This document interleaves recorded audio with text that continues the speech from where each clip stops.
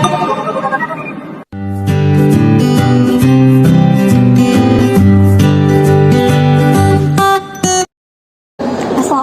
warahmatullahi wabarakatuh. Waalaikumsalam.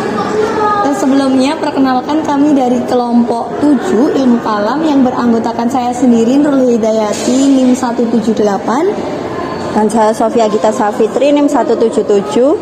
Saya Marcella Aulia NIM 170 serta teman kita satu lagi Lisa Islah Arifah dengan NIM 179. Oke, di sini kami bersama dengan Mbak Linda Zani Tohiriyah akan membahas sedikit mengenai sikap dalam mewujudkan ilmu kalam oleh tokoh masyarakat.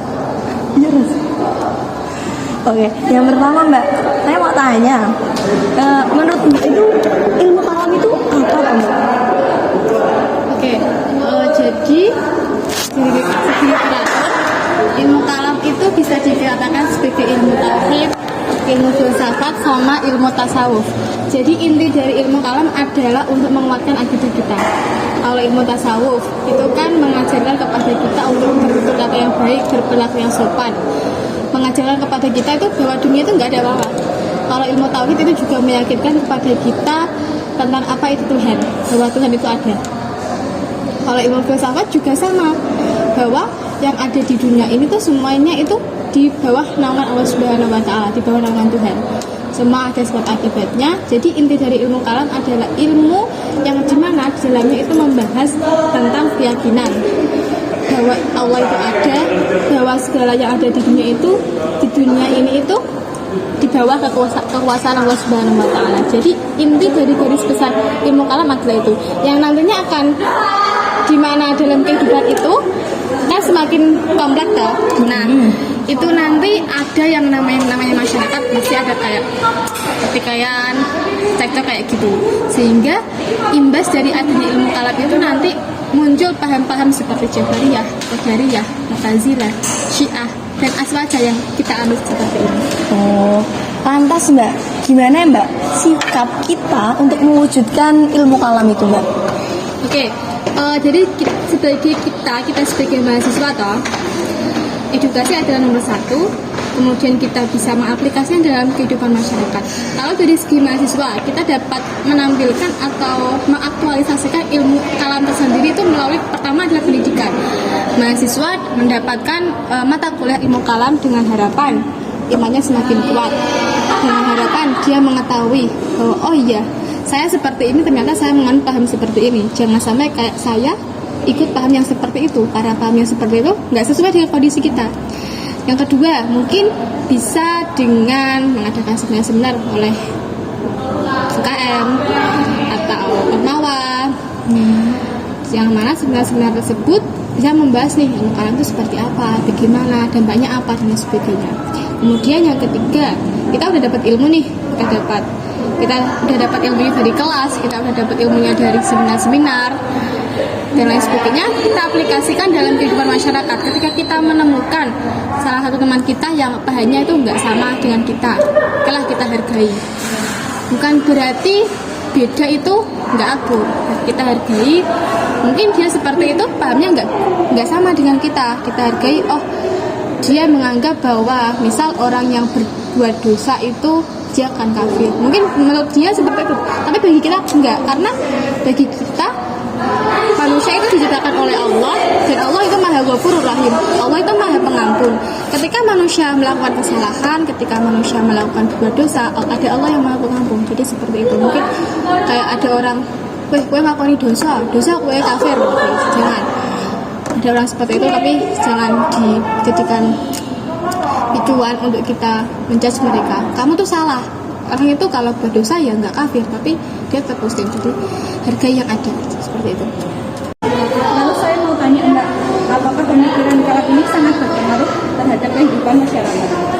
Ya, jadi di ilmu kalam itu kan tadi ada namanya paham-paham toh, ada paham Jabariyah, ada paham Qadariyah, ada paham Syiah, Mu'tazilah, kemudian Khawaris, Ahlussunnah wal Jamaah.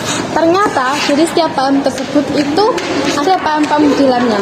Kayak misal, kita meyakini bahwa aswaja itu adalah organisasi, paham yang benar-benar dijamin oleh Allah dan Rasul bahwa golongan inilah yang akan masuk surga. Otomatis kan kayak kita nanti, oh aku aswaja. Mungkin ada orang yang ketika mendengar pernyataan tersebut bahwa aswaja itu masuk surga itu, mungkin dia akan merasa bangga, oh aku aswaja, mesti aku masuk surga. Kemudian kita menemukan ada yang namanya paham Jabariyah. Jadi paham Jabariyah itu berasal dari kata Jabarot, terpaksa toh. Jadi manusia itu kayak wayang. Manusia itu wayang yang dimainkan oleh dalangnya. Wayang dimainkan dalangnya itu otomatis kan dia manut toh. Dia manut.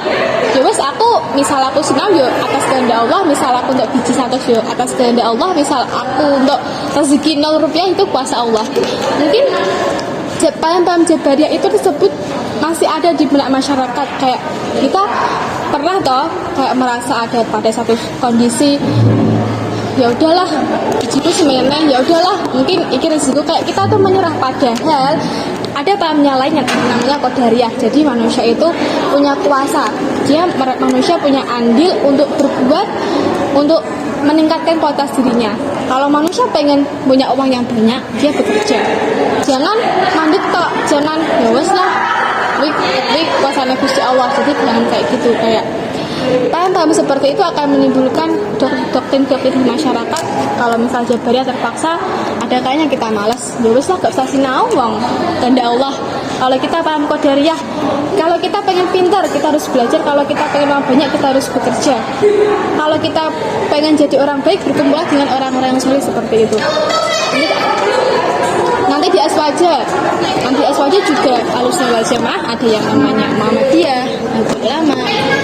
Itu hanya sekedar ormas, organisasi masyarakat yang mana dia di bawah naungan aswaja. Jadi nggak usah dipermasalahkan. Mungkin ada perbedaan antara NU sama Muhammadiyah, tapi intinya kan sama aswaja toh. Seperti itu. Selanjutnya Mbak Linda, saya mau izin bertanya. Nah, seberapa penting sih kita harus mempelajari dan menerapkan ilmu kalam itu sebagai masyarakat muslim?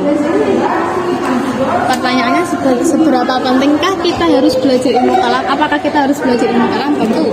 Karena ilmu kalam itu berhubungan dengan akidah kita, dengan keyakinan kita. Jadi ilmu kalam itu sangat-sangat penting di dalam hidup kita. Sebagai orang muslim kita harus tahu. Ternyata muslim itu nggak satu, muslim itu ada banyak paham. Jadi mereka yang menganut paham-paham tersebut, mungkin mereka yakin pahamku adalah paham yang benar. Tapi mungkin bagi kita itu paham kamu kurang benar sih, kayak gitu. Jadi ilmu kalam itu sangat-sangat penting, apalagi kalau saat kita menghadapi, misal kita saat ngajar kayak gitu kan, nemu murid yang udah bloknya pol, dia selalu membantah pernyataan kita. Nah, disitulah ilmu kalam berperan.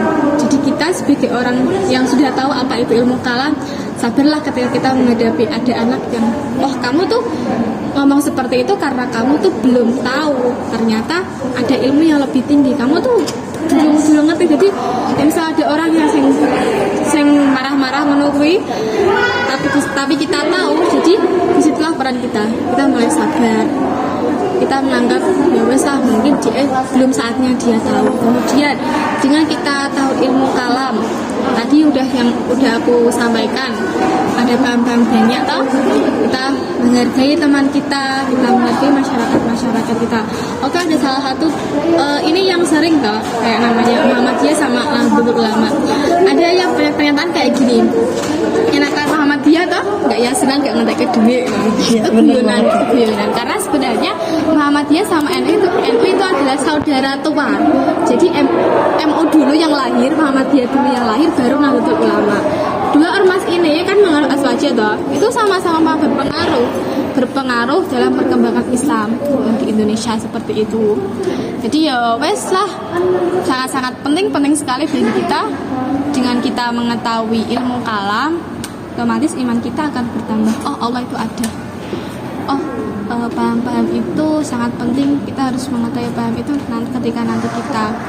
ketika nanti kita keluar dari zona nyaman, ketika kita nanti apa jenenge iki wis ning gone luar lah, intinya ketemu orang yang seperti ini, jadi kita mulai yakin, oh dia nggak sama denganku, tapi aku harus mulai terbuka sama dia bahwa dia itu ya mungkin intinya sama, dia yakin sama Allah, cuma tanya itu berbeda seperti itu. Kami mengucapkan terima kasih kepada Mbak Linda karena sudah mau direpotkan waktunya, diminta waktunya untuk kami wawancarai mengenai ilmu kalam ini. Semoga untuk kita semua bermanfaat dan lebih baik lagi ke depannya. Akhirul kalam, wassalamualaikum warahmatullahi wabarakatuh. Waalaikumsalam warahmatullahi wabarakatuh.